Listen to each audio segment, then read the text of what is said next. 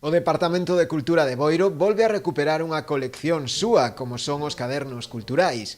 A publicación, que pasou por diferentes etapas, levaba xa anos sen editarse. A temática deste novo número será o Entroido, e máis concretamente o enterro do oso de Abanqueiro, unha tradición con máis de 100 anos de historia. O que se trata nesta terceira etapa dos cadernos culturais é de recuperar a memoria do pobo, xa sea neste caso dun entroido, en outros casos será de outras celebracións que ao mellor este ano tristemente podemos non celebrar, ou de outros feitos culturais. Do que se trata é que a xente aporte, a xente do común, non tanto os especialistas ou a xente historiadores, sino a propia xente do pobo que aporte cas súas experiencias de vida, cas súas lembranzas, cas fotos que teñan na casa tamén, pois esos aspectos que son importantes, que teñen moita tradición e que no caso do enterro do oso en Abanqueiro é unha celebración popular con máis de 100 anos de historia. A encargada da publicación é a educadora social Sara Ro, actualmente realizando as súas prácticas no concello.